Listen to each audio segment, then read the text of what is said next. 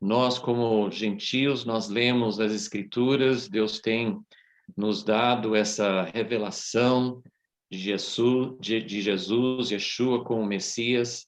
Nós vemos o Messias em todas as Escrituras. Eu estava pensando como desde o princípio de Gênesis nós já vemos a promessa de que a semente da mulher venceria sobre toda a oposição e traria redenção para o homem. E como Deus usou os descendentes de Abraão, como Deus usou a nação de Israel para trazer essa expectativa e para trazer o próprio Messias, que ele veio dos judeus. Mas nós temos visto como, apesar da igreja ter nascido, Jesus falou com os judeus, a igreja nasceu com os judeus, mas ao longo da história, uma grande parte do povo de Israel não tem aceitado, não tem reconhecido quem é o Messias. Nós estamos aqui não só procurando entender, não só procurando ter o entendimento de como que o povo judeu pensa e de ter até a perspectiva de como eles entendem as Escrituras. Nós temos entendido muitas coisas de uma nova perspectiva, porque ao longo da história a igreja cristã, a igreja dos gentios, perdeu muita coisa da raiz, da perspectiva. Por isso que nós temos chamado esses encontros de entender melhor nossas raízes judaicas.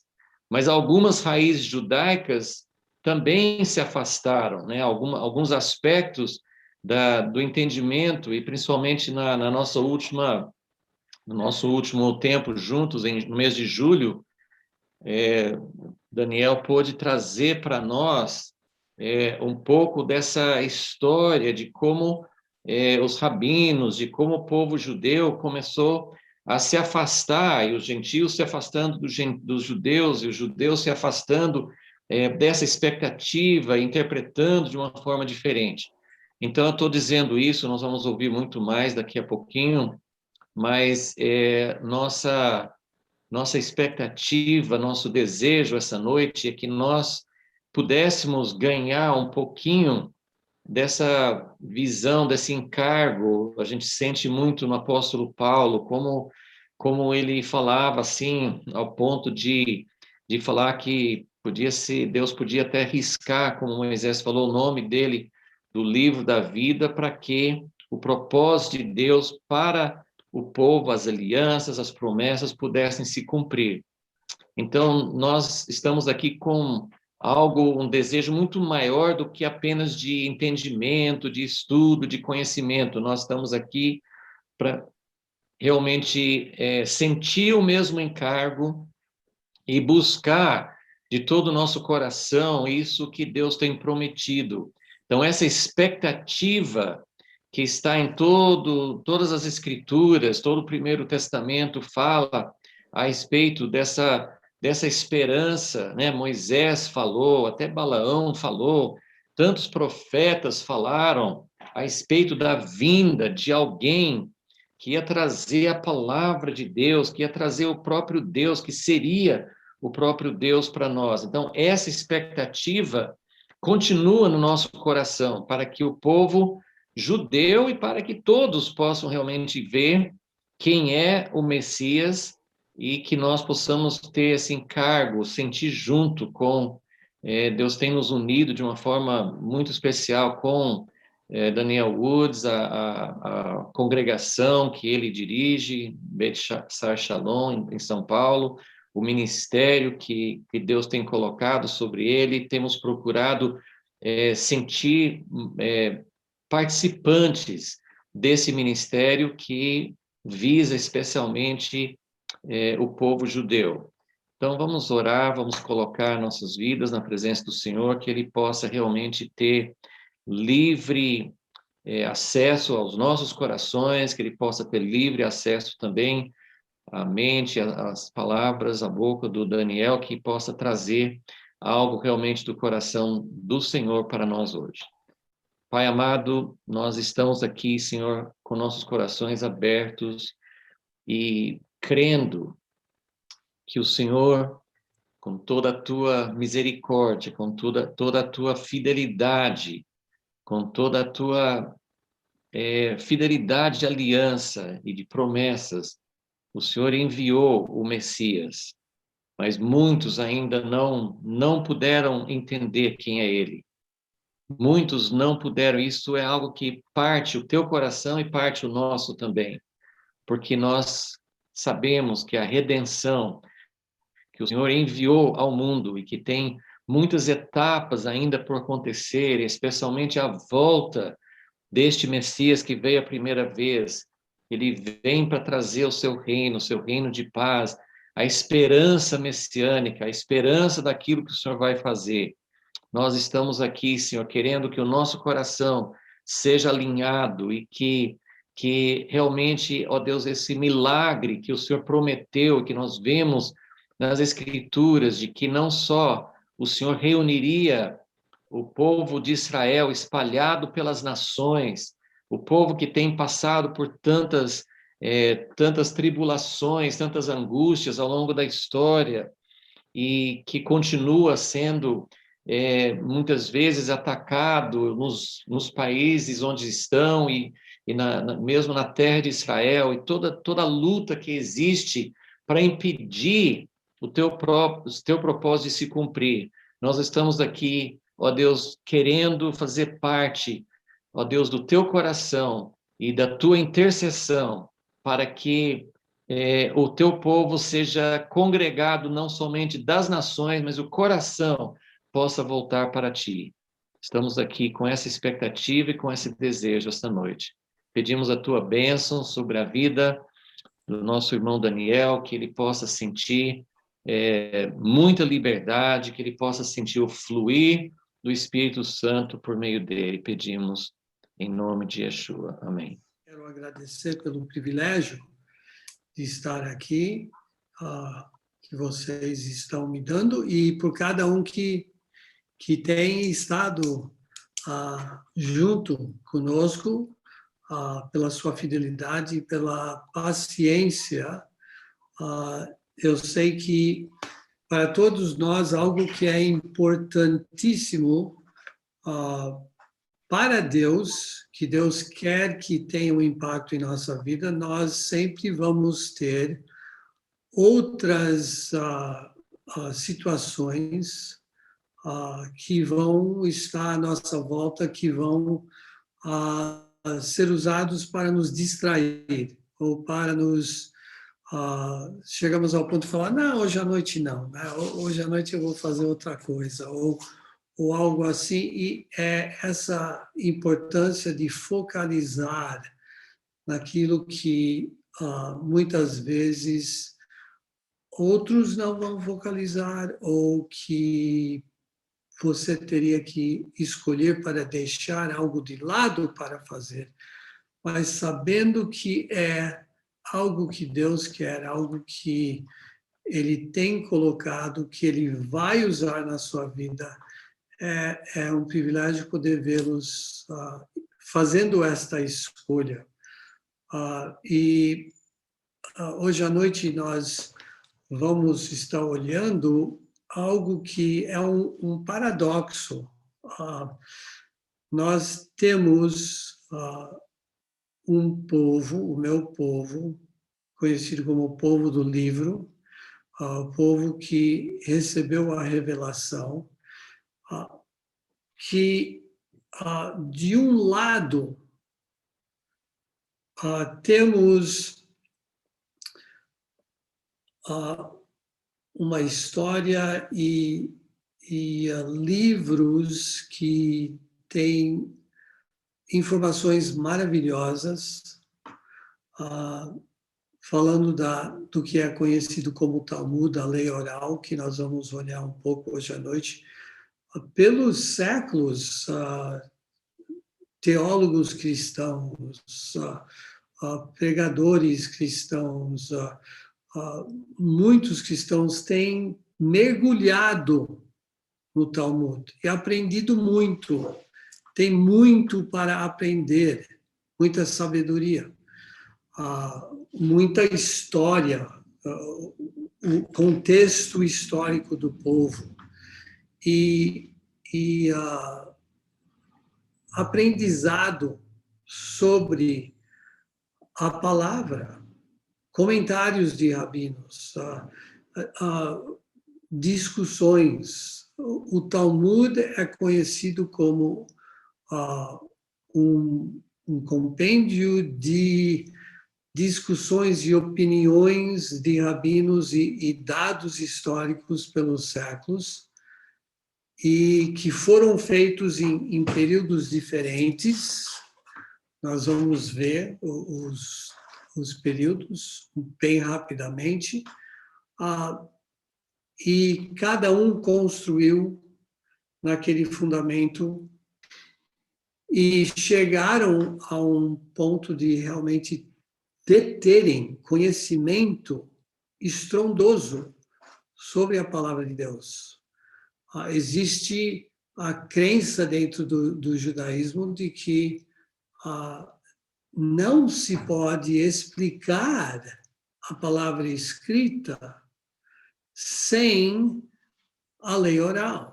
Ou, em outras palavras, que Deus deu 2 Torás no Monte Sinai, uma escrita e a outra verbal. E tem muitas razões, nós podemos ver muitas razões hoje à noite de como isso é explicado. Como nós podemos olhar na Torá, Deus deu esse mandamento, mas não tem as instruções. Aí, no Talmud, você vê a explicação e você vê como que é feito. E isso é maravilhoso, esse conhecimento nós sabemos que veio de algum lugar, de alguém que tinha recebido instruções de Deus. Então, desse lado, nós temos esse conhecimento maravilhoso, mas, ao mesmo tempo, este conhecimento tem sido usado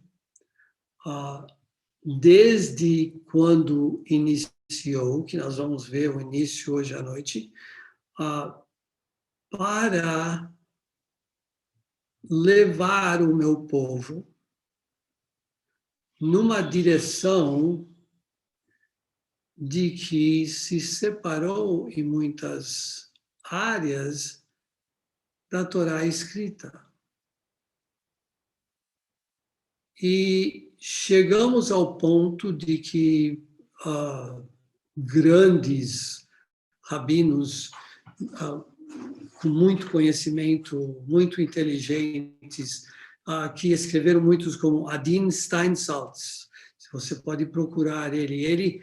Ele pegou o Talmud, que é um compêndio, não era organizado, e ele traduziu. Inclusive tem no inglês, e eu acho que estão traduzindo para o português. E você pode aprender muito, mas ele chegou a falar que sem nosso povo seria nada sem o Talmud. Descrever como se aquilo tem uma máxima importância acima da Torá escrita. Então, nós temos esse paradoxo de que, de um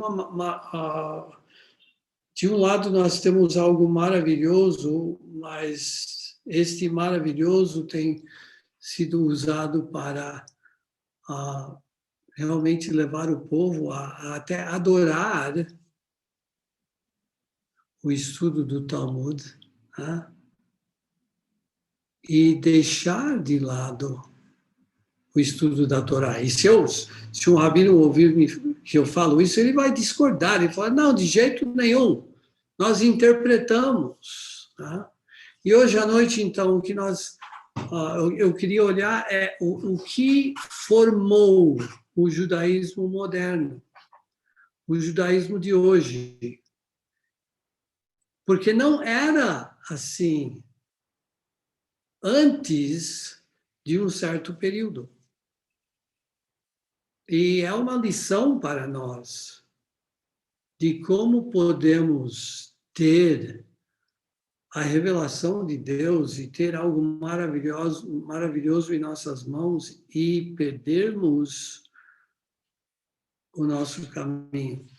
Tem sempre essa conversa na minha família, né, entre meus parentes, aqueles que não conhecem Yeshua, não reconhecem, né, e sobre, mas como que o Hashem, como que Deus não está presente conosco quando estamos abrindo a Torá na sinagoga, como que ele não está? Ele está, né, e tem essa discussão de que tem aqueles que não vão para a sinagoga porque lá a presença de Deus não vai estar, né? E sempre essa conversa de onde que está Deus nisso? Onde que eu encontro Deus? Porque essa não é uma religião pagã, esta é uma construção sobre a revelação de Deus. Então, eu sempre falo, né, quando se lê a palavra de Deus, o Ruach HaKodesh, o Espírito de Deus, ele promete usar a sua palavra. Então, eu acredito que Deus está presente, mas que não se agrada de tudo que está sendo feito. Nós estamos no Shorashim Yehudim, não sei se você pode falar isso, né? As raízes judaicas. Hoje é o 25 de Av, né? Nós passamos pelo 9 de Av, o tempo de luto e tudo, e temos entrado nas 7 semanas, inclusive agora 6 semanas, antes das grandes festas, nós chamamos, né, de Yom Rosh Hashanah, a cabeça do ano, Yom Kippur, o dia da expiação, o dia mais pesado no calendário judaico, onde a Torá diz que devemos nos apresentar perante o Hashem. E Sukkot, Sukkot, a 7ª festa. Então, este período agora é um período de examinar as nossas vidas, de contemplação, de realmente preparar para aquele encontro com Deus. Estou falando sobre judeu tradicional, né? E para mim é um período muito importante, porque é um período de bastante oração e de poder realmente ter certeza que minha vida está no lugar que deve estar, porque Deus falou que Yom Kippur é uma observância perpétua. E então, não vou falar sobre Yom Kippur hoje à noite, mas queria que você visse isso no calendário judaico que estamos caminhando para o mês de setembro, quando vamos ter realmente final de agosto, setembro, essas festas bem importantes. Então, o Mashiach no contexto do judaísmo atual, né? Quando o Beit HaMikdash, o templo de Jerusalém, caiu pela primeira vez, houve uma grande ruptura, houve uma grande mudança, né? Foi feito pelos babilônios no ano 586 antes do Mashiach. Então, esta marca, nós podemos ver que os pensadores judeus, que se tornaram os formadores do judaísmo, eu gosto de chamar, né, o judaísmo formativo, ou que formou o que temos hoje, esses pensadores começaram a se voltar para as páginas da história, para explicar o que tinha acontecido, né? E eles primeiro, obviamente, procuraram a Torá escrita, conhecida como Torá Shebirtav, a Torá escrita. Isso, então, obviamente, levanta a pergunta, tem mais do que uma? Bom, no judaísmo, sim, no judaísmo tem, né? Então, os documentos fundamentais, vocês sabem, conhecem o Pentateuco, os livros históricos, Yehoshua, Shoftim, Juízes, Shmuel, o livro de Samuel, e os dois Melachim, Beit Melachim sendo reis, primeira reis e segunda reis. Então, esses livros foram procurados, né? Por que isso aconteceu? Interpretando e tentando projetar o futuro do povo. E é dali que nós podemos ver o judaísmo de hoje começando a se formar, né? Israel teve que explicar o seu propósito, focalizando nesses eventos que tinham acontecido. E o assunto, então, surgiu de salvação. Até então, não era discutido tanto, né? Mas então seria o assunto crucial daquela era e começou a ser visto dentro das escritas no Tanakh, e o povo começou a ser ensinado isso, né? Então, salvação do quê? Salvação para o quê? E salvação vindo de onde, né? Por quem? Obviamente, Deus irá mandar, mas por quem? Então, essas perguntas começaram a ser feitas e o ênfase começou a ser dado e interpretado, né? E aí nós chegamos no passar do tempo, na segunda destruição do templo e outros eventos na qual começaram a levantar o contexto deste Salvador, interpretando quem que seria. E é nisso que o judaísmo de hoje tem uma perspectiva bem diferente do cristianismo, apesar de que leem passagens sobre ungido e a questão, o debate sobre sobrenatural, existe a questão de que ele não seria como os cristãos definem, e isso é realmente uma marca, uma divisória entre o judaísmo e o cristianismo, né? Um Mashiach, um Salvador divino, não é cogitado dentro do judaísmo de hoje. Como que eles chegaram a esta conclusão? É pela interpretação desta narrativa histórica que começou a desenvolver a perspectiva deles sobre o Mashiach. E foi aqui que entrou, então, o que nós chamamos a Torá Shebe'al Peh, ou a Torá que está na boca, o Talmud e a lei oral.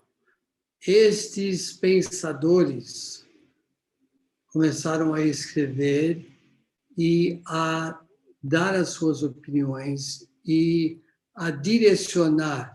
E não podemos deixar de lado a importância que é dada para a Torá oral, porque ela é colocada no mesmo nível como a Torá escrita. E como que isso poderia chegar a ser? Porque no cristianismo isso é rejeitado.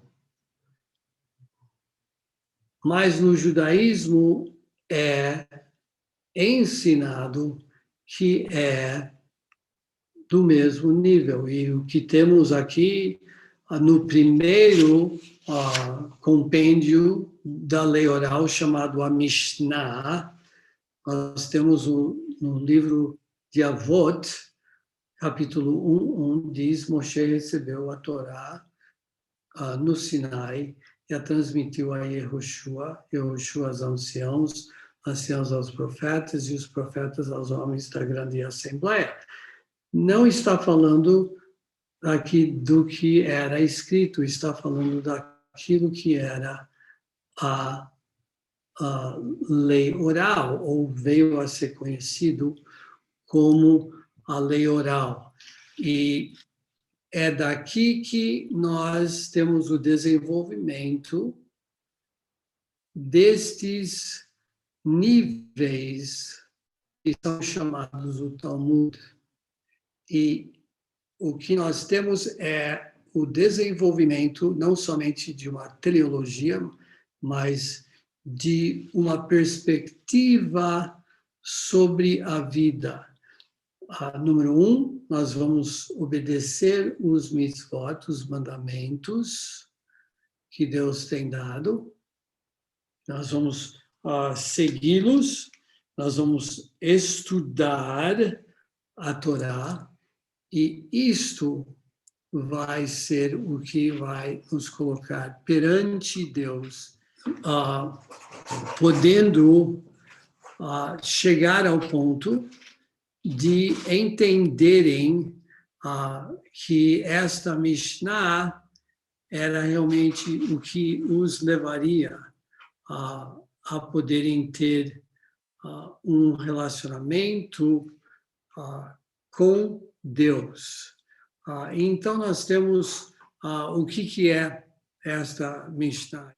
Começaram a redação de tudo que foi escrito, e nós temos a Mishnah, que foi escrita por um período de mais ou menos 300 anos, e depois veio o Talmud de Jerusalém, que é considerado como um dos mais importantes. E depois, por causa da estadia do povo na Babilônia, nós temos o Talmud da Babilônia, que é realmente o fulcro da cultura judaica, onde foi desenvolvido, e que é mais do que um comentário erudito, mas é considerado como trazendo a lei divina. Tem duas partes. O Talmud tem o que é chamado Halachá, que são as regras, ou em outras palavras, o que pode se fazer no Shabat, o que não pode se fazer no Shabat, interpretando o que Deus falou sobre o trabalho, e nós temos falado antes sobre as 39 melachot, 39 proibições do que não pode ou pode. E então, tudo isto formando a perspectiva sobre que tipo de Salvador que teria. E a segunda parte, então, seria o que é chamado Haggadah.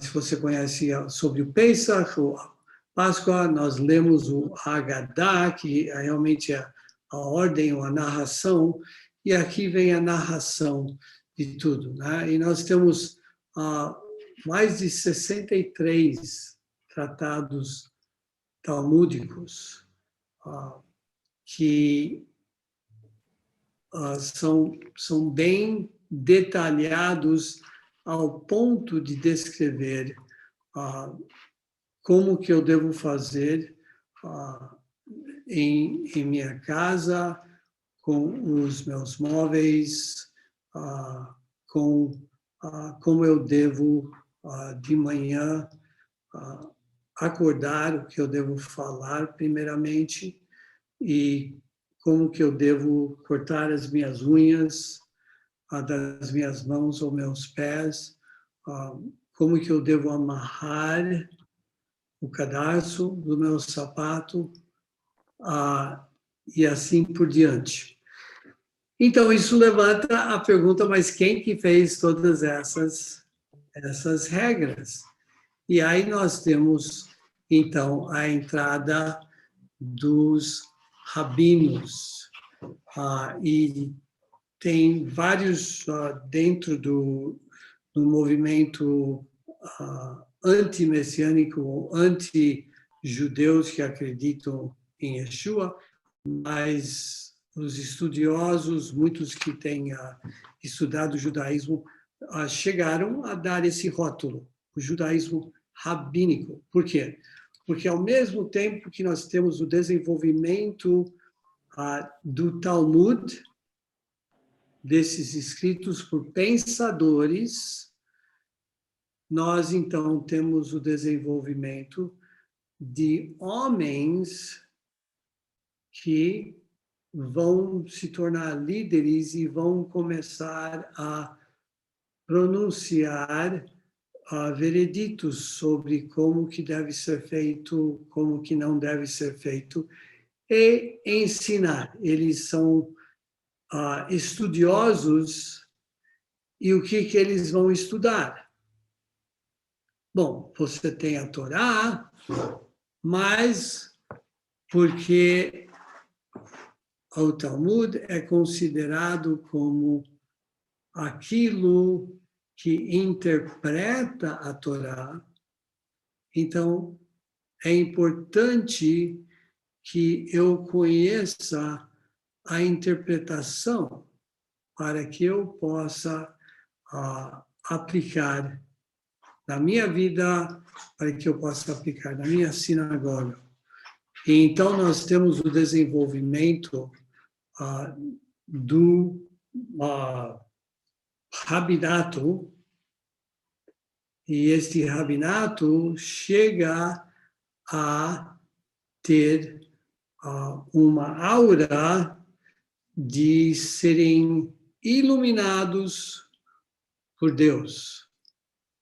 Então, nós temos, então, uma estrutura que chega a ser uma religião, o que é hoje o judaísmo atual, que é totalmente diferente do que era antes da destruição do primeiro templo, na dependência na lei oral, uma dependência extrema, como já falei, 85% do que é o aprendido numa yeshiva, num seminário judaico, é a lei oral. E se você já viu alguns filmes ou já viu fotos de muitos jovens sentados olhando o livro e debatendo, fazendo o que eles chamam de pilpul, onde são colocados para ler uma passagem, na maior parte da lei oral, uma opinião de um rabino, e aí um é o contra e um é o pró. E aí eles debatem. E é uma maneira de desenvolverem dentro da estrutura que já foi colocada. O que nós vamos debater? Nós vamos debater o que é falado aqui, o que esses rabinos ou esses pensadores escreveram. E muitas vezes isso leva longe da palavra, do que é para ser estudado. Então, com esta base, então nós entramos dentro da perspectiva no período da destruição do segundo templo, quando vão falar mais sobre um Mashiach. Na Mishnah, era mais organizar a vida dos judeus, dar ordem, dar direção, mostrar o nosso propósito para o futuro. Mas agora vamos começar a considerar o Mashiach. E de lá, então, você tem vários que são examinados como sendo possíveis Mashiachim, possíveis que poderiam são líderes, e então é colocado que é a ideia na Torá, do Mashiach. Então, aqui que entra não somente o que é escrito, mas também o que são as opiniões dos rabinos. Nós temos Maimônides nos seus 13 princípios da fé, e você tem uma linda música que hoje você vai ouvir, é chamado Ani Ma'amim, que é eu em completa fé, acredito na vinda do Mashiach. É uma música muito linda e é uma canção que é bem antiga. Se dizem que durante a Inquisição, judeus, quando eram levados para as fogueiras, eles obviamente não iam cantar, mas eles citavam isso e morriam declarando a sua fé na vinda do Mashiach. Mashiach, quem? E é nessa parte onde, então, nós temos que olhar o que o judaísmo ensina sobre o Mashiach. No Holocausto, pessoas que declaravam o Shema, né? Ouve Israel, o Deus é o único Deus, escuta Israel, e indo para a sua morte, e também citando Ani Ma'amim. E nós temos, então, Moshe Maimônides, né? As 13 declarações dele: Deus existe, Deus é um e único, Deus é incorporeal, não pode se fazer em um corpo, em um ser humano ou em nada. Declaração de Maimônides. Então, já temos, então, uma base para ser usado para examinar o Mashiach. E nós temos também Deus é eterno. A oração, número 5, é para ser direcionado somente para Deus e para nenhum outro. Então, nós temos dentro dessa declaração já duas coisas que falam diretamente para o Mashiach dos cristãos. E aí nós temos as palavras dos profetas são verdadeiras, número 7, ou número 6, as profecias de Moshe são as melhores, mais fortes de qualquer outra. Número 8, a Torá escrita, o Pentateuco, né?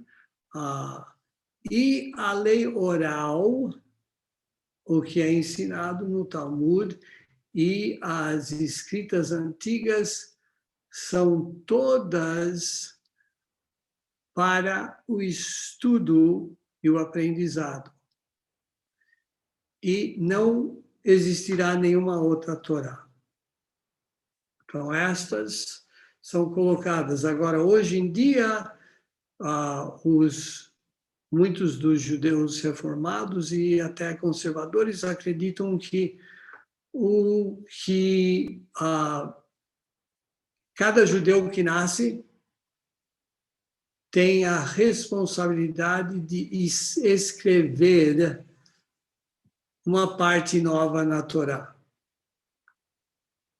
Então, se tem uma Torá oral, obviamente isso pode ser. Eu sei que é um pouquinho confuso falar em Torá oral, que está escrita, mas eles pegavam o que foi falado e escreviam. E no Shabat, os judeus observantes não vão escrever. não vão usar equipamento eletrônico para gravar. Então, como que todas as prédicas ou o que é falado por um rabino no Shabat vai ser gravado? Então, no judaísmo, muitos e muitos, né, séculos tem o que é chamado Heuser. Heuser é uma palavra em Yiddish, que é mais dos Ashkenazim, que é da minha família, o Sephardim deve ter a sua palavra também, e é um homem ou dois homens que tem o dom de gravar audivelmente. Nós falamos sobre alguém que tem uma memória fotográfica, eles têm uma memória audiográfica. E então, eles escutam o que o rabino fala e gravam depois do Shabat, vão escrever. Então, é daqui que vem essa perspectiva da oral, né? Nós ouvimos de Deus, e Moshe ouviu de Deus e ele escreveu, e agora nós ouvimos dos rabinos e nós escrevemos e colocamos, né? Então, um 9 não terá outra Torá. Deus conhece os pensamentos e as obras dos homens.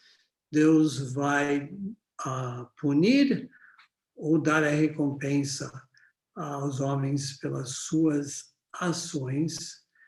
E, número 12, o Mashiach virá. E, número 13, a ressurreição dos mortos. Então, nós temos uma parte do que foi colocado como fundamento sobre o Mashiach, quem ele pode ser. A Torá focaliza, obviamente, no relacionamento de Deus, Deus que interage com o seu povo. Então, o Mashiach deve ser alguém que vai ser usado por Deus para interagir desta maneira e para trazer aquilo que é importante. Também nós temos dentro dessa construção, nós temos a lei escrita, nós temos a lei oral, e aí nós temos os livros que são usados dentro da sinagoga, que seria o Sidur, o livro de oração, que tem toda a programação de cada reunião que vai ter, o Shacharit, a reunião que será de manhã cada dia, aí a reunião no final da tarde, e aí a reunião após o pôr do sol, 3 vezes por dia, e dentro disso tem as orações, incluindo o que Maimônides escreveu e outros, que então trazem salmos, trazem passagens bíblicas, mas mesclam com a perspectiva da lei oral. Então, dentro do judaísmo atual, então nós temos o fundamento que é usado dentro do Sidur. E este fundamento, então, reflete tudo que foi dado. Obviamente, nas igrejas tinham os inários, hoje tem muitas músicas que são cantadas, mas pode ter mudanças. Neste domingo vão cantar assim, no próximo domingo vão cantar assim. Na sexta-feira à noite, no início do Shabat, nós temos uma trilha para seguir dentro do que o judaísmo atual quer que o judeu, seja ele tradicional ou seja ele conservador ou liberal, que ele acredite ou que ele pratique, e tem sido aceito. Então, nós podemos dizer que o judaísmo atual é um produto da lei oral, mas muito mais do que a Torá escrita. Então, nós temos as perspectivas sobre o Mashiach. No judaísmo, o Mashiach será um grande líder político e terá que vir da linhagem do rei Davi, Jeremias 23, 5. O Mashiach é conhecido como Mashiach ben David, o filho de David. Também temos as escritas que falam sobre o Mashiach ben Yosef, sofredor, mas isso não entra dentro do judaísmo atual, é deixado de lado. Também ensinado que o Mashiach será observante, usando Isaías 11, 2 a 5, e você pode procurar para ver o que diz.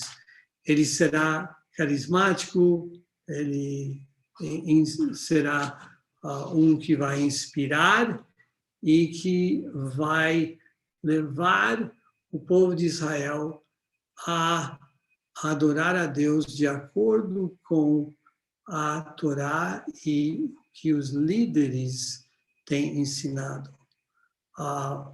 Quando que ele voltará, ou quando que ele virá, desculpa.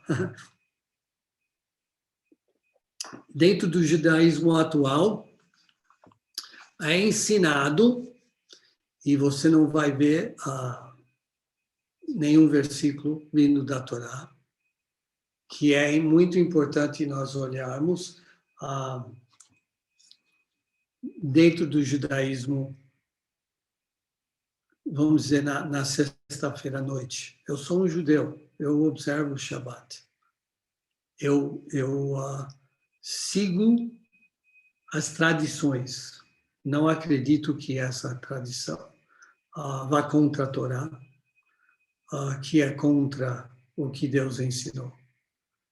Mas o que fazemos? Nós acendemos as velas do Shabat, lembrando, bem antes de que Deus mandou, fez uma diferença, falou, não faça fogo no Shabat, com um propósito de que esse vai ser um dia diferente. Nós temos um copo na qual colocamos o fruto da videira, e o suco ou o vinho. E nós levantamos e nós cantamos uma música onde abençoamos a Deus por aquele que deu o fruto da videira.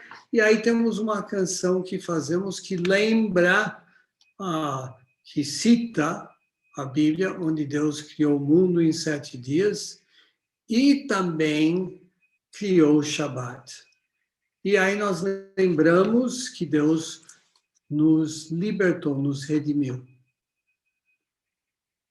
Bom, temos um mandamento que Deus diz que é para lembrar no Shabat a criação, é para nós lembrarmos a remissão. Mas não diz como. Então nós fazemos assim.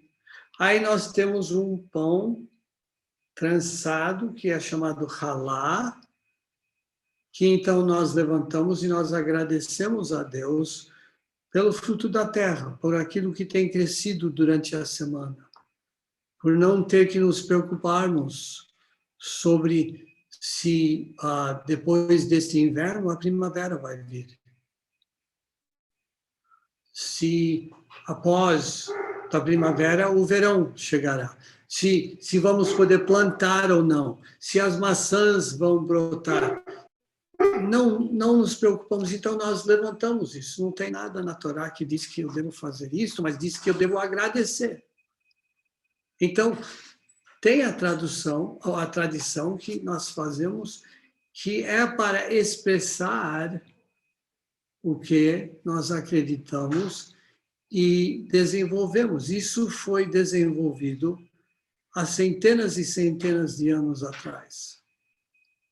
Faz parte da nossa tradição.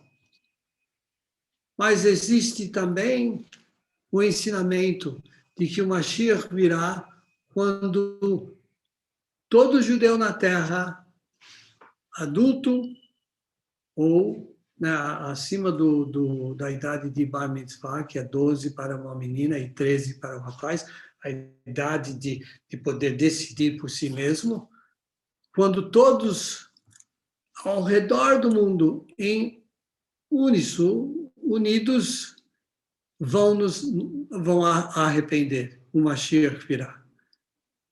Ou outros que dizem quando todos estiveram observando, todos os judeus ao redor do mundo observarem o Shabat. Ou outro rabino escreveu que teria que ser 2 Shabats em seguida. Aí tem outros que dizem quando todos perderem a esperança, quando todo judeu ao redor do mundo perder a esperança, o Mashiach virá. Ou quando tivermos uma geração que é totalmente desrespeitosa e não, os pais não terão mais chance de fazer isso. Tem outros rabinos, e eu estou lendo agora de uma lista de que é ensinado, uma das sobre o Shabat, que você pode ver, vindo do Talmud, vindo do Talmud da Babilônia, que ele não virá num Shabat, porque isso iria requerer que o povo dar-se as boas-vindas, fizesse uma festa e não pode trabalhar no Shabat. Isso vem do Pesachim 13a, né? Ou o profeta Elias tem que vir e, quando ele vier, para vir antes do Mashiach, ele teria que vir numa quinta-feira para o Mashiach chegar na sexta antes do Shabat, né? Outros dizem que o profeta Eliyahu, terá que anunciar a vinda do Mashiach lá no Monte Carmelo, em Israel, né? Diz isso no Talmud de Jerusalém. E aí tem bastante que fala que o mundo terá que cair em corrupção. Sotá 9:15 fala que vai ter que ter muita heresia, muita matança, muita desolação, muita humilhação dos mais velhos pelos jovens, os animais vão virar contra todos, e aí então Deus vai trazer. Fala sobre a era do Mashiach vir, que terá que ter a guerra de Gog e Magog, e outros eventos catastróficos. E aí diz que o Mashiach não virá até que pessoas que entregam outros, isso vem de uma época no Sanhedrin, quando o judeu tinha muito medo de que alguém ia entregá-lo por adorar a Deus.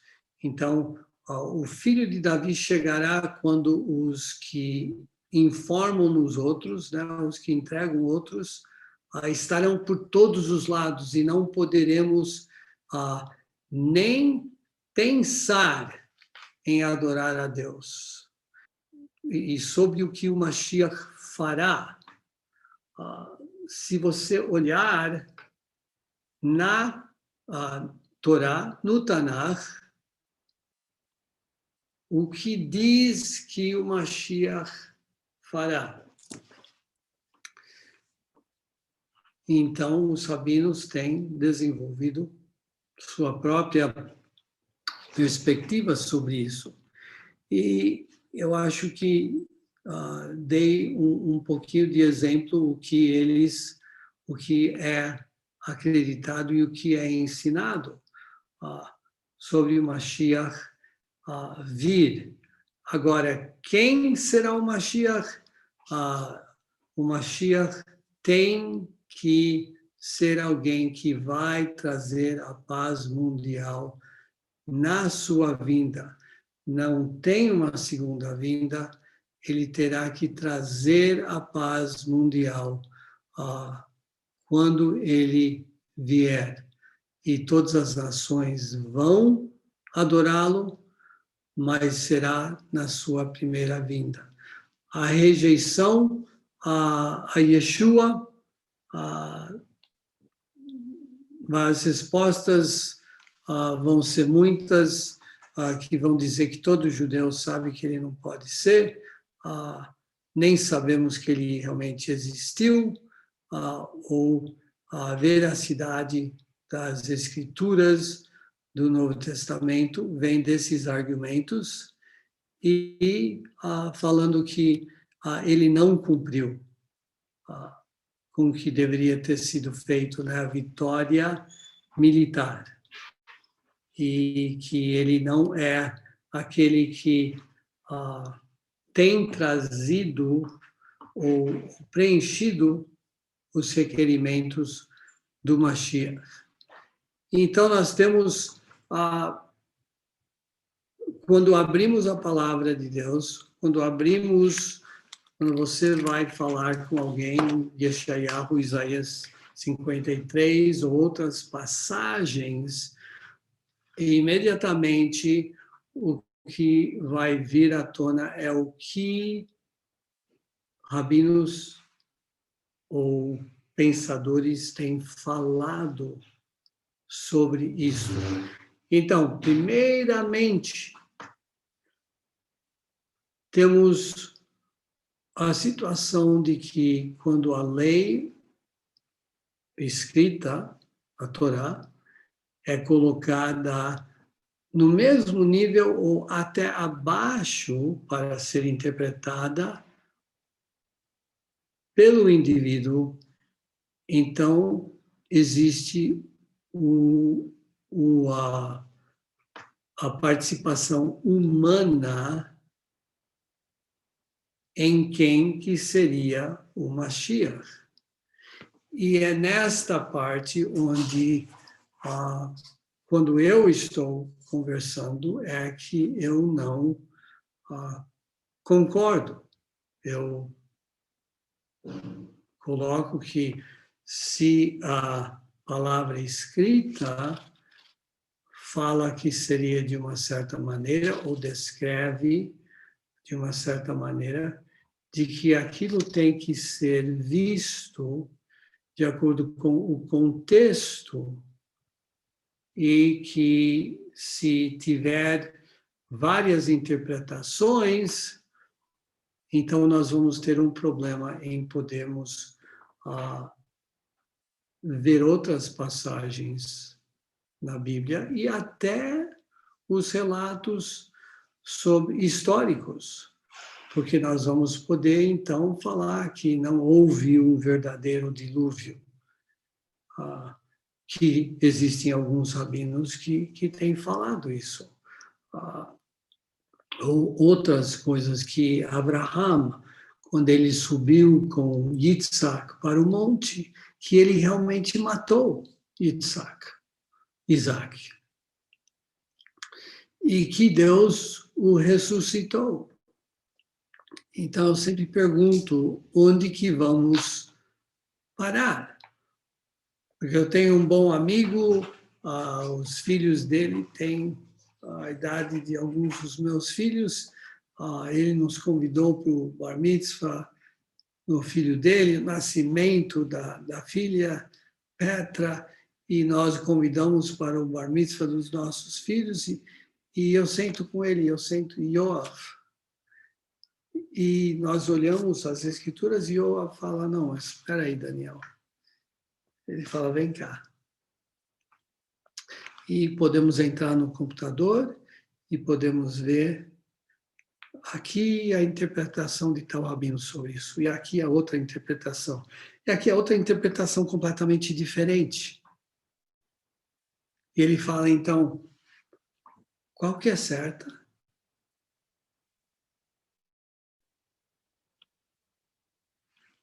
eu falo, você está confiando aqui? Porque eles não estavam procurando para saberem a verdadeira conclusão. Porque no curso que eu fiz de Direito Talmúdico da lei oral, o professor da Universidade de Tel Aviv falou: o propósito da lei oral não é encontrar a resposta, é um laboratório na qual nós pesquisamos. Eu falei, mas então, quando que o resultado vai chegar? Ele falou, só quando o Mashiach vier. Tudo isto, e eu tenho que esperar até o Mashiach chegar para saber qual desses 50, 60, 100, 200 dessas opiniões são verdadeiras? Ou se vai ser uma mescla? Você quer viver a sua vida sem ter a resposta?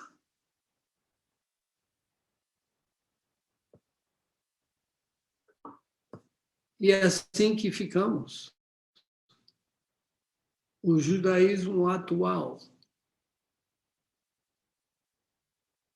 realmente aguarda a vinda do Mashiach, mas não sabem como identificá-lo de verdade. Porque a lista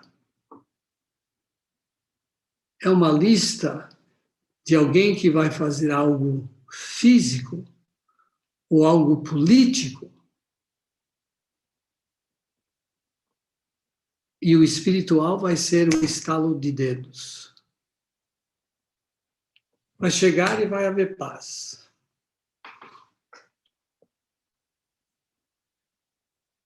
Então, o coração do assunto é se você quer ter uma resposta ou não. Porque a pergunta é se Deus, o Hashem, deu tudo isto na sua revelação escrita lá no Har Sinai, para que eu, aqui no ano 2021, ficasse sem saber, com um ponto de interrogação em cima do caixão. Esse é o judaísmo atual, em relação ao Mashiach. Nós vamos ouvir muitas opiniões diferentes de quem é o Mashiach.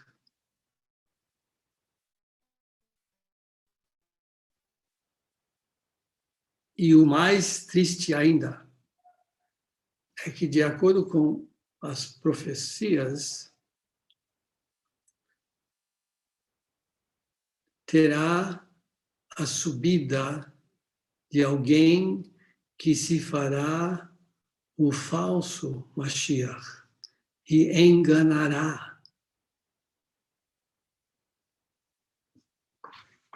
Então, como que você vai saber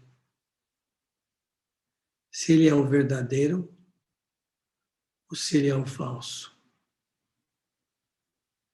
Não vai saber. Porque o critério que você tem, qualquer ser humano poderia preencher. Não qualquer, mas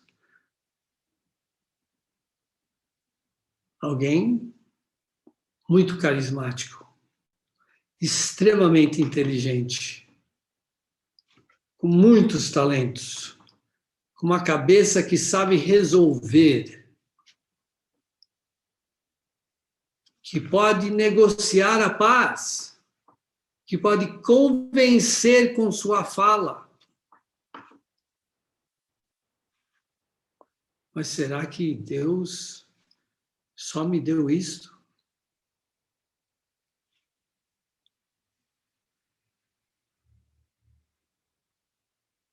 A verdade é que ele me deu muito mais.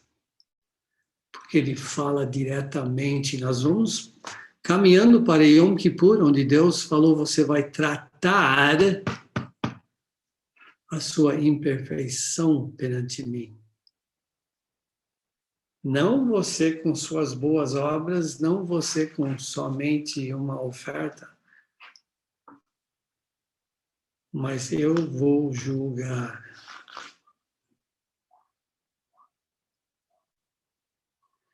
Então temos muita abertura.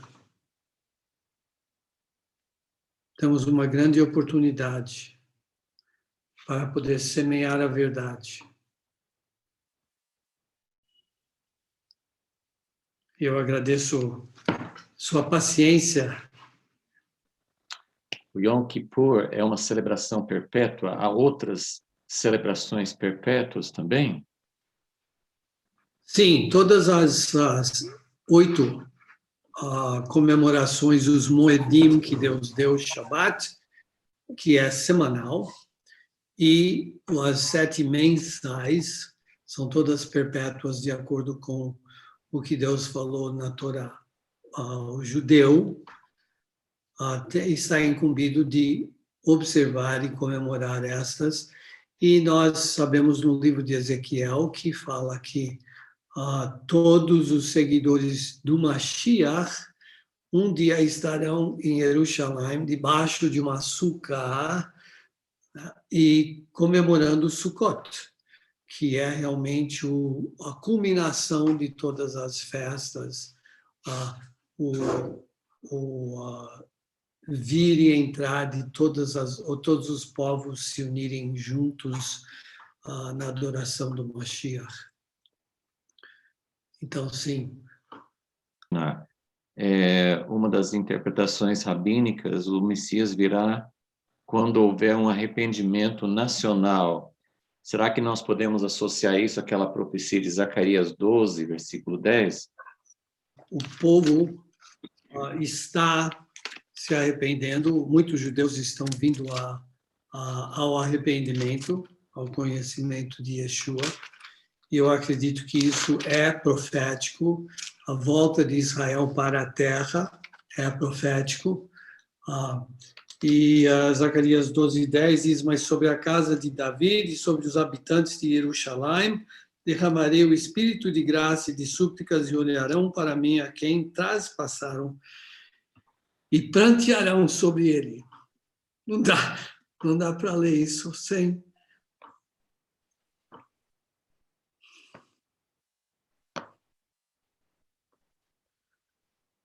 sobre ele como quem pranteia pelo Filho unigênito.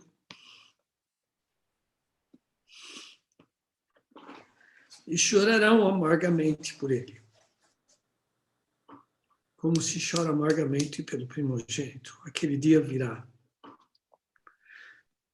Aquele dia virá.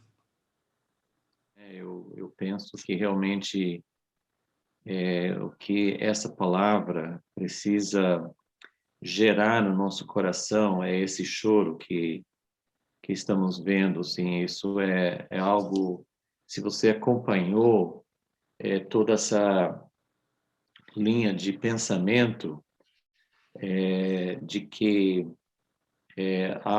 aonde o judaísmo chegou hoje.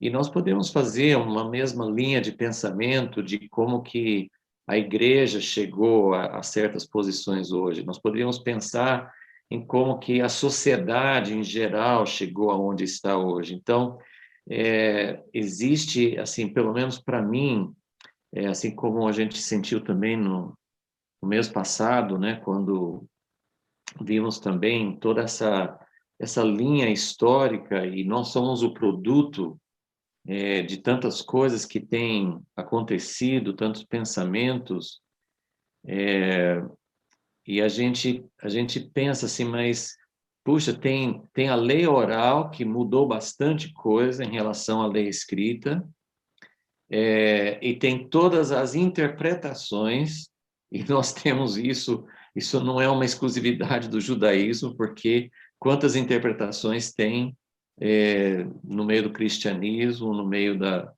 pensamento em geral, todo mundo tem sua interpretação de qual é a verdade.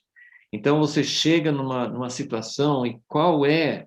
Então, eu não sei se Daniel poderia, se ele sente assim de fazer mais ou menos um fechamento e talvez nos dirigir numa oração, assim, mas como nós podemos, assim, se os judeus, por exemplo, não sabem identificar exatamente quem será o Messias, e eles já nem pensam que o Messias é alguém divino e não acreditam que o Messias tenha vindo. Então, como que isso que está escrito em Zacarias 12 realmente vai acontecer? Como que todos vão olhar para aquele que foi traspassado e como que eles vão chorar, como que eles vão reconhecer? Então, qual é a nossa esperança em relação a isso?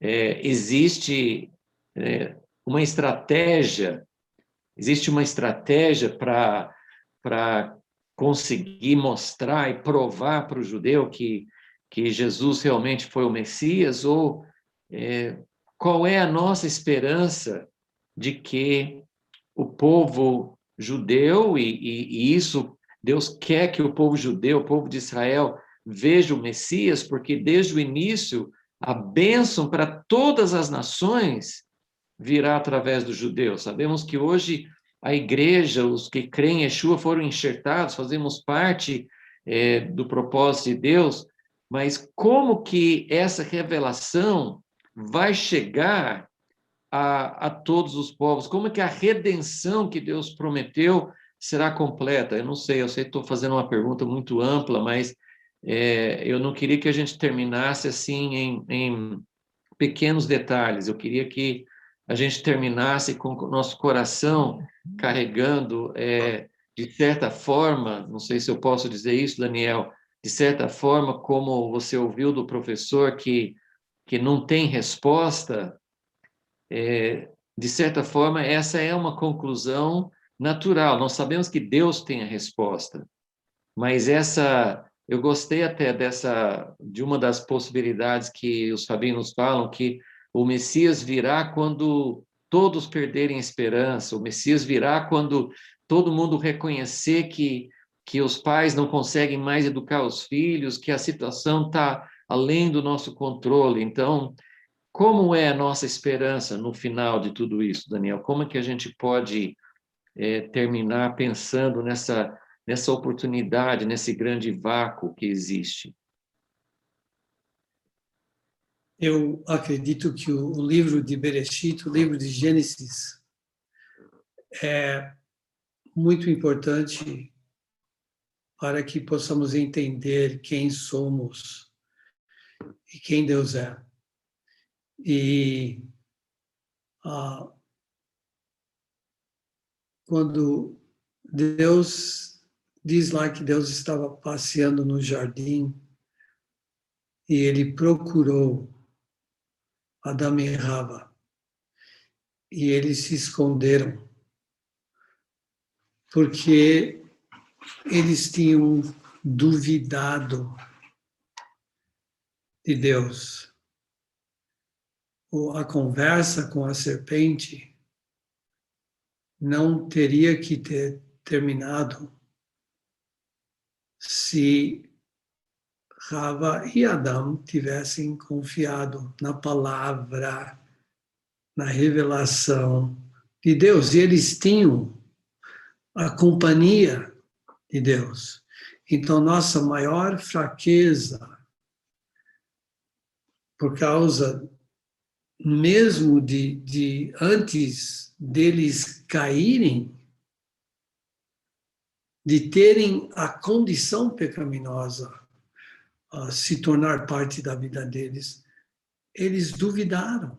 Nossa maior fraqueza é duvidar da palavra de Deus e querer confiar em outros. Rava confiou no que a serpente falou. O meu povo está confiando na lei oral, nos rabinos. A sabedoria é tremenda. Quando eu leio, quando eu estudo, eu aprendo tanto. Mas eu tenho que me lembrar sempre, Daniel, estes mesmos estão se enganando, estão duvidando de Deus. Seguindo, então, eu e você precisamos tratar as nossas dúvidas com Deus. Eu sei que cada um tem. E precisamos tratar e desenvolver a nossa emuná, a nossa fé em Deus. Nós somos fracos. Nós falamos sobre isso sexta-feira passada. Os gregos, outras religiões são visuais, né? São coisas que pode se tocar e ver. O nosso Deus, nós não vemos ele com esses olhos físicos. Nós não tocamos ele com nossas mãos. Mas ele nos dá a visão. E ele nos toca. E nós precisamos, como Christopher, você falou, não somente no judaísmo, mas no cristianismo, parar de olhar para o que os outros homens, mesmo que eles sejam um gigante espiritual dentro da comunidade cristã, é um homem, é um pecador. Daniel, fita teus olhos em Yeshua. Isso sempre vem quando eu começo a duvidar ou pensar, ou alguém fala, é o autor e consumador da nossa fé. Então, nós precisamos tratar nossas dúvidas, a sua fé, e não confiar nos homens, não confiar naquilo que é visual à nossa volta, que é temporário, mas é a palavra. E como que vamos comunicar isso para o meu povo e para outros usando a palavra, deixando a palavra, deixar o Hashem, o Ruach HaKodesh, Espírito de Deus, tratar usando a sua palavra. Então eu acho que temos a nossa fé e temos que tratar as nossas dúvidas e temos muitas perguntas.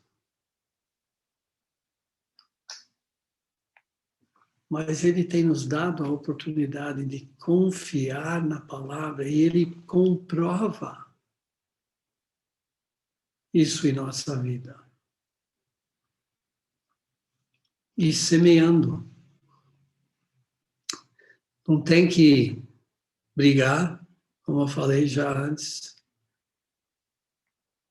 É só semear em amor.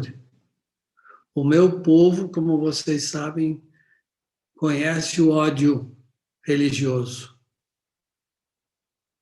O fogo do ódio religioso contra o meu povo já alastrou e destruiu muito. O que eles precisam ver é o amor. O amor incondicional. É isto que traz a pessoa ao Mashiach. Porque temos Kikorav, né? Porque Deus amou o mundo de tal maneira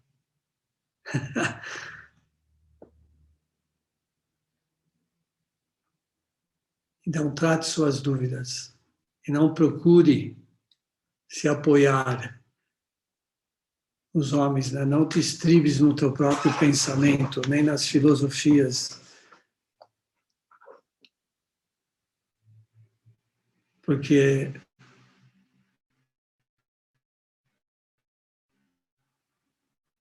Deus é aquele em que podemos confiar completamente e na palavra dele.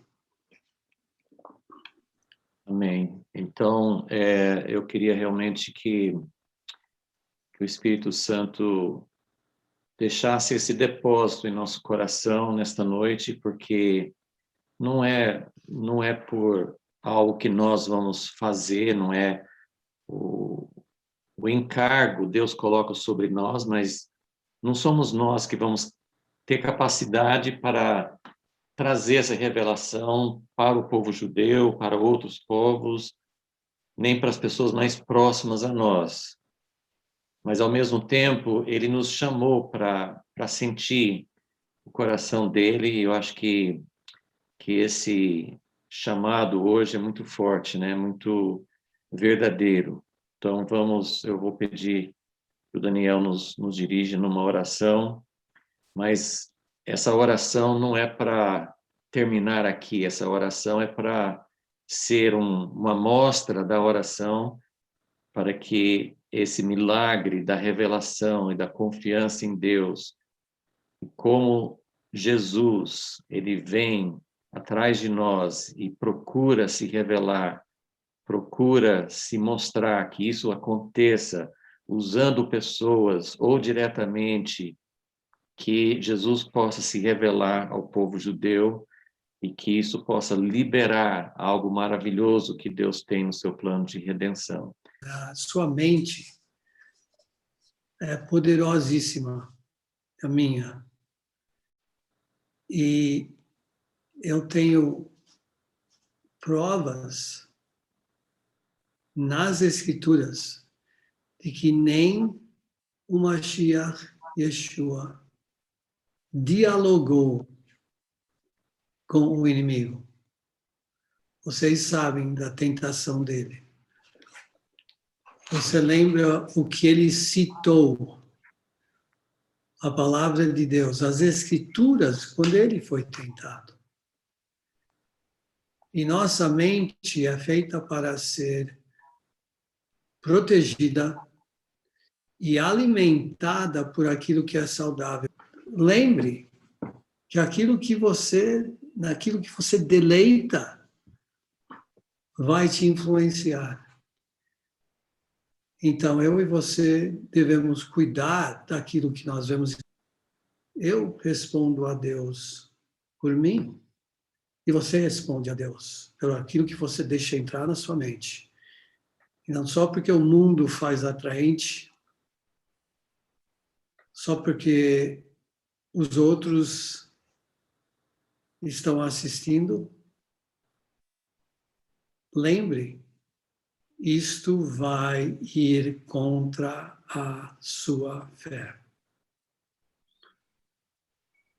O que ajuda para apoiar a minha fé é quando eu cuido daquilo que entra na mente poderosíssima que Deus me deu. Tá bom, obrigado. Vou fazer uma tefilá. Então, eterno Deus, te agradeço tanto pelo privilégio de falarmos de ti hoje à noite, de lembrarmos de quem o Senhor é. Baruch Hashem Adonai, abençoado sejas tu, Deus, de podermos falar do Ruach HaKodesh, o seu Espírito que habita em nós e que está nesse mundo, que está segurando, impedindo que o mal inunde. Eu te louvo por isso, porque necessitamos da sua obra, necessitamos do seu poder em nossas vidas individuais, em nossas famílias, e naquilo que o Senhor tem colocado perante nós, perante estes teus servos preciosos que estão reunidos hoje à noite. Eu peço que o seu Espírito possa trabalhar livremente na vida de cada um. Que o Senhor impeça a obra do inimigo e que o Senhor possa nos dar discernimento e que possamos crescer no conhecimento de Ti, por intermédio da obra do Ruach, o seu Espírito, nos direcionando, nos ensinando, nos convencendo do erro, nos confortando. Pedimos que fale a nós e que possamos te seguir. Eu te louvo, que hoje à noite não estamos aqui para discutir quem poderia ser ou ouvir de muitas opiniões e sairmos felizes de que ouvimos muitas opiniões, mas não temos a resposta. Mas hoje à noite nós sabemos quem é o Mashiach. E sabemos que ele veio primeiramente para tratar a enfermidade que cada um de nós temos. E que por intermédio dele somos novas criaturas. Eu peço que o Senhor possa renovar em nossa mente e nosso coração este conhecimento, essa alegria, esse gozo, essa força que o Senhor nos dá para podermos viver e brilhar em nossos lares e fora. Eu peço sua rica bênção sobre cada um que está conosco hoje à noite e sobre os alvos que o Senhor tem colocado nos corações deles, e o coração e o alvo deste grupo do TJC2, e que o Senhor possa suprir cada necessidade, que o Senhor possa estar aumentando os números daqueles que querem te obedecer e te seguir, e que possamos estar regozijando mais e mais pelos resultados que o Senhor vai dar, e que o Senhor trabalhe a nossa fé, que estejamos dispostos a chegar perante Ti com nossas dúvidas, com nossas perguntas, e para que o Senhor possa nos iluminar, e que o Senhor tire os nossos olhos dos homens. Pedimos tudo isso, Beshem Yeshua. Amém.